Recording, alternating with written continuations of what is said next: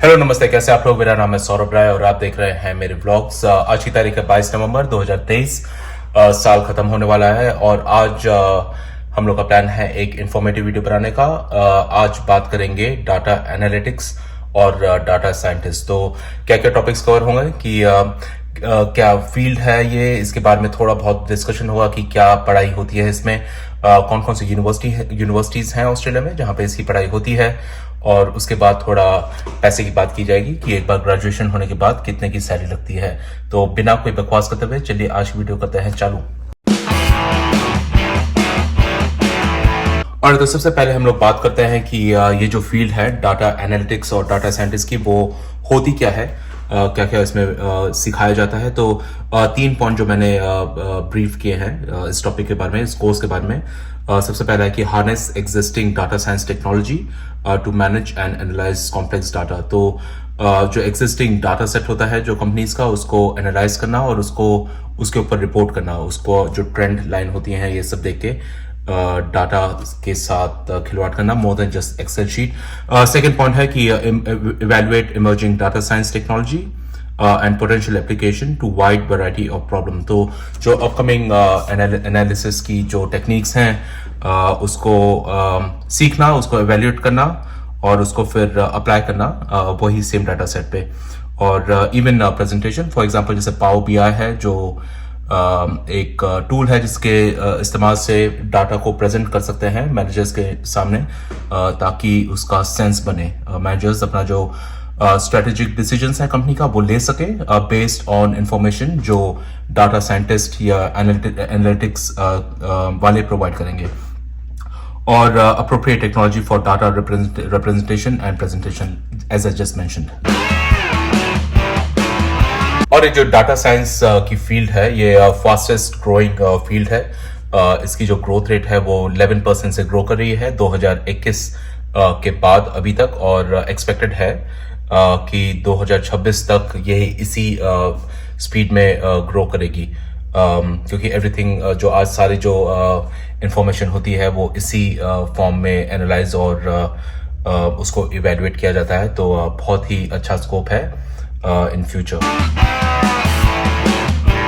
और तो इसके बाद हम लोग बात करेंगे कि कौन कौन सी यूनिवर्सिटीज़ हैं। तो जो मैंने 2-3 का एग्जांपल लिया है और उसमें क्या फीस हैं। तो जिस यूनिवर्सिटी में मैं अभी एफिलिएटेड हूँ, मैं वहाँ पे मैनेजमेंट की पढ़ाई कर रहा हूँ, university of New South Wales, वो भी ये कोर्स ऑफर करती है। उसका नाम है मास्टर ऑफ डाटा साइंस।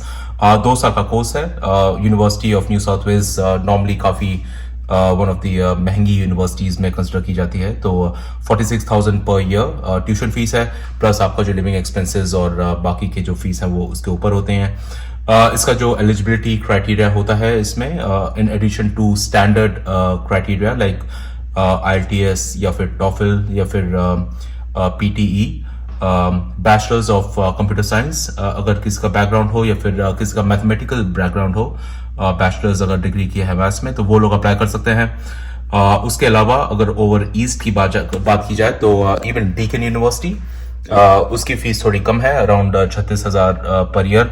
वो भी ये कोर्स ऑफर करती है। अगर जहाँ पे मैं रहता हूँ पर्थ वेस्टर्न ऑस्ट्रेलिया में, अगर वेस्टर्न ऑस्ट्रेलिया की बात की जाए तो यहाँ पे कर्टन यूनिवर्सिटी है जो काफ़ी अच्छी यूनिवर्सिटी मानी जाती है। मैं क्राइटेरिया और फीस रिपीट नहीं करूँगा क्योंकि वो सिमिलर है। और university of western Australia UWA भी है यहाँ पे पर्थ में बेस्ड, जो ये कोर्स अप्लाई करती है, ऑफर करती है, sorry, master of data science. और तो ये कोर्स के जो थोड़े बहुत एक्स्ट्रा बेनिफिट्स हैं in addition to standard salary benefits, वो है फ्लेक्सिबल वर्किंग मिलती है। तो जो डाटा एनालाइज कर रहे हैं या फिर उसको प्रेजेंट कर रहे हैं, उसका ज़रूरी नहीं है कि वो ऑफिस में जाके ही काम करें या फिर कोई स्टैंडर्ड जो मीटिंग्स हैं वो रेगुलर बेसिस पे अटेंड करें।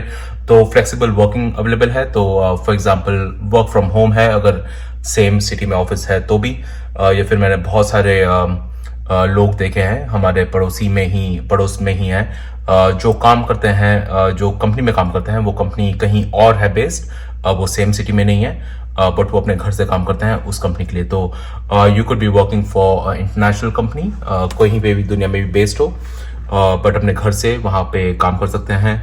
और जो एक्सपोजर मिलता है वो भी काफ़ी अच्छा मिलता है, क्योंकि आप इंटरनेशनल क्लाइंट्स और इंटरनेशनल जो वर्क कलीग्स हैं उन लोग के साथ डील कर रहे हैं। इसका डिसएडवांटेज ये है कि अगर आपको वर्किंग आवर्स सेम रखना है तो ड्यू टू टाइम डिफरेंस वो थोड़ा मैनेज करना डिफिकल्ट हो सकता है।